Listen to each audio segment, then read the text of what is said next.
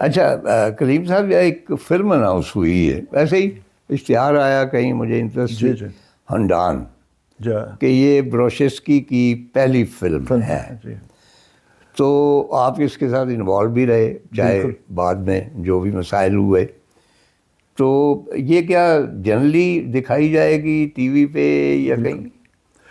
سر یہ آسکر کے لیے بھی نامنیٹ ہو گئی تھی، لیکن اس کے فیچرز ایسے ہیں، سٹوری اتنی اسٹرانگ ہے، ایک سوشل فلسفی جو اس زمانے کے لوگ بیان کرتے ہیں اور اس کی پریکٹس بھی کرتے تھے۔ نہیں، یہ کس زمانے میں پلیس کی؟ بروشسکی میں ہے سر۔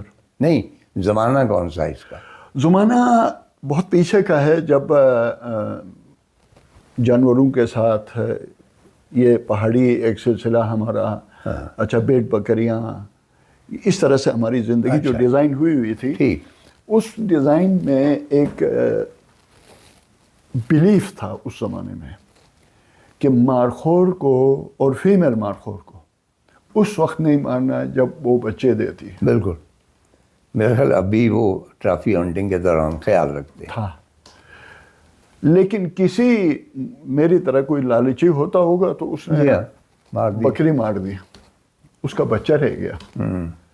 کسی نے اس بکری اور بچے کا دگانا کی فیلنگ کو گیت میں لایا، شکاری کا گری سیر غار بڑا مشہور ہوا اس زمانے میں۔ اچھا، یہ مجھے آہستہ آہستہ یاد آنا شروع، وہ پورا مکالمہ جو ہے بالکل وہ میں نے پڑھا ہوا، ڈائلاگ ہے پورا ماں اور بچے کے بیچ، وہ ماں اور بچے کے دوران، اور بہت ہی افیکٹو، بہت ہی افیکٹو۔ اچھا، یہ لکھا کس نے تھا اوریجنل؟ یہ اس کا رائٹر مجھے نہیں پتا، بہت پہلے سے آ رہی ہے یہ کہانی۔ اچھا، یہ اس کے اوپر بیس کر، اس کے اوپر بیس ہے، اور یہ کہا جاتا تھا کہ اگر ایسا کیا تم نے تو یہ مکافات عمل کا شکار ہو جاؤ گے، اور تمہارے اپنے گھر سے کوئی بچہ جائے گا یا تمہارے اپنے گھر پہ غضب آئے گا۔ درست۔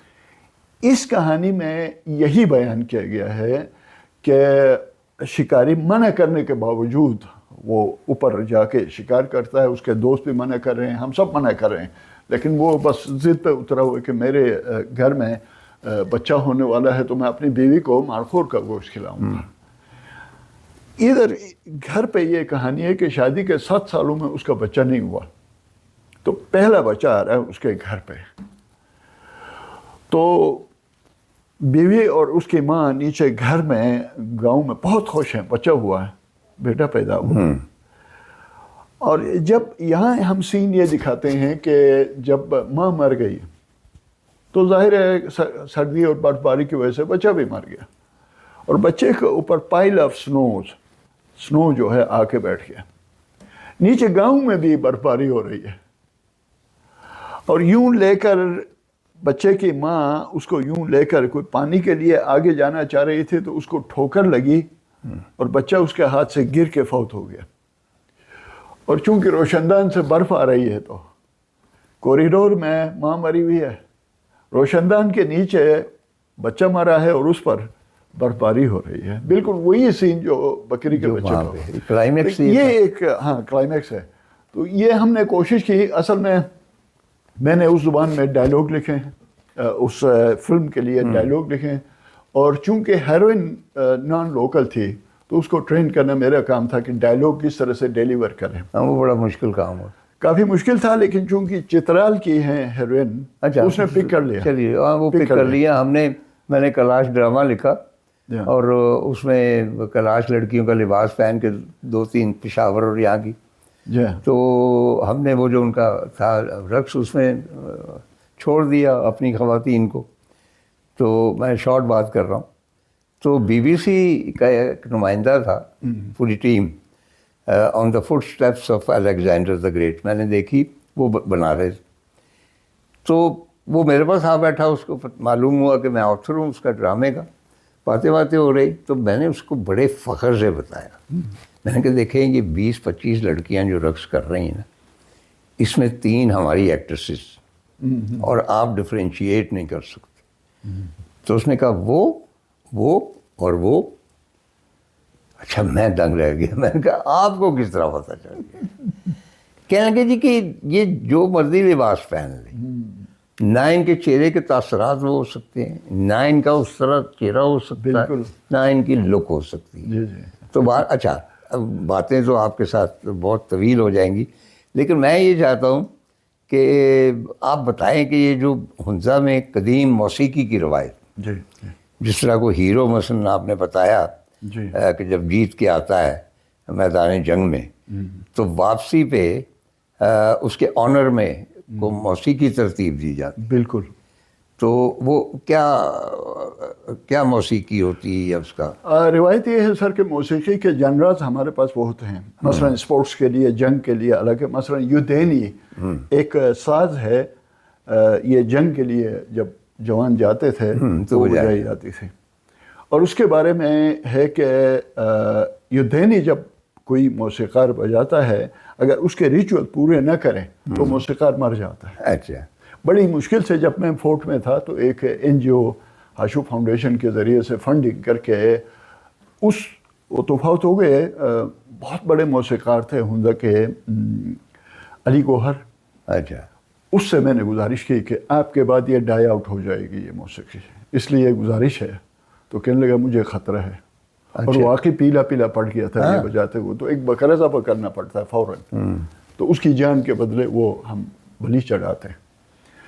تو وہ میں نے پریزرو کروا دی ہے جب میں فورٹ میں تھا، میری کوشش تھی کہ اس طرح کی چیزیں کی جائیں۔ اچھا، اور وہ جو خاص اس کے آنر میں موسیقی ترتیب دی جاتی تھی، وہ میں اسی طرف آ رہا ہوں، اور وہ اس کے خاندان کو منتقل ہو جاتی؟ بالکل۔ ہنزا میں سونا چاندی کے ایوارڈ یا میڈلز تو خیر ہوتے نہیں تھے،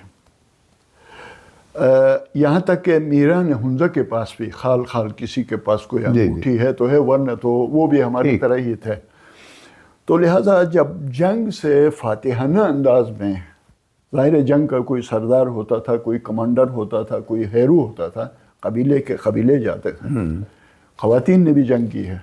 اچھا، خواتین نے، سکھ نتھو سنگھ نے جب حملہ کیا تو تمام مرد ایک اور معرکے میں پیچھے چلے گئے تھے، تو مردانہ لباس پہن کر انہوں نے پتھروں کی بارش کی ہے، تلوار لے کر نکلے ہیں، تو کئی مردے چھوڑ کر وہ بھاگ گئے ہیں، شکست کھا کے بھاگ گئے ہیں۔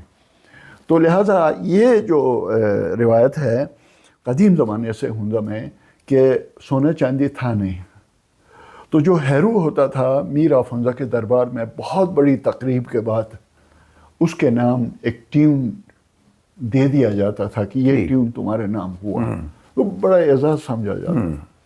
اب یہ روایت ہے کہ انہی کے آف شوٹس یا بعد کی جو نسلیں ہیں وہ اسی ساز کو اپنی فیملی ہیریٹیج اور آنر سمجھتے ہیں، لیکن اس میں ایک احتیاط کی ضرورت ہے۔ احتیاط یہ ہونی چاہیے کہ دوسرے قبیلے کا آدمی اس ساز پہ نہ ناچے۔ اچھا، وہ جو مخصوص تال ہے اس پہ اور کسی قبیلے کا شخص یا عورت رقص نہیں کر سکتے۔ تو لہٰذا مجھ سے جب میں فورٹ میں تھا تو ایک صاحب آئے، آپ کی طرح بہت پڑھے لکھے تھے اور انٹرسٹ لے رہے تھے، کئی سوالات پوچھ رہے تھے، تو اوپر آ کے کرسی پہ بیٹھ کے کہنے لگا، یار گلگت میں اور ادھر ادھر میں نے سنا ہے کہ یہ فرقہ وارانہ فسادات ہوتے ہیں، جی، آپ کے یہاں بھی ہوتے ہیں؟ تو میری رگ ظرافت پھڑک اٹھی، میں نے کہا کہ دیکھیں ہمارے یہاں فرقہ وارانہ فسادات نہیں ہوتے ہیں، موسیقانہ فسادات ہوتے ہیں۔ تو وہ پریشان ہوا کہ یہ کون سی فسادات ہوئی؟ میں نے کہا یہ ہمارے یہاں دوسرے ٹرائب کی جگہ پہ آپ اٹھ کے دوسرا ٹرائب ناچے گا تو وہ ٹرائب جو ہے نا، جو جن کے پاس یہ آنر ہے، وہ داخل ہو جائے گی، اور بھلے وہ ڈاکٹر ہو، پی ایچ ڈی ہو، اس نے سامنے والے بندے کو فکس کرنا ہے۔ اچھا، کہ یہ روایت آ گئی ہے۔ تو اس کا مطلب ہے کہ میں آئندہ اگر ہنزا جاؤں اور وہاں کو دھن بج رہی ہوں جی تو احتیاط کرنی ہے، میں نے پوچھ لیں۔ ہاں پوچھ لیں۔ عرض یہ ہے کہ وہاں پہ جیسے میں نے عرض کیا تھا کہ یہ جانرا بہت بڑا ہے میوزک کا۔ 1980 کے بعد کی دہائی کے بعد ہمارے یہاں پہ کئی اور میوزک ٹیونز باہر سے آ گئے، کبھی فلم کے ٹیونز بھی آ گئے، ریڈیو پر کسی نے سنا، موسیقار نے، اس نے پک کر لیا، اور پھر وہ سارا کچھ مہمانوں کے لیے ہمارے وہاں پہ مخصوص گنجائش رکھی ہوئی ہے کہ مہمان، اب ڈپینڈ کرتا ہے چونکہ آپ پنجاب سے آئے ہیں تو ہمارے وہ ٹیون پہ آپ شاید آپ کے جذبات اس طرح سے چارج نہ ہو جائیں، تو لہٰذا پھر وہ موسیقار دیکھتے ہیں کہ مہمان کہاں سے آیا ہے، اچھا، تو اسی حساب سے پھر اس کو ایکوموڈیٹ کرتے ہیں۔ اچھا اچھا، جی تو یعنی میں بے خطر وہاں پہ اچھے نمرود میں وہ کہتے ہیں نا کود پڑا عشق، تو میں وہاں پہ رقص میں شامل ہو سکتا ہوں۔ بہت بہت شکریہ۔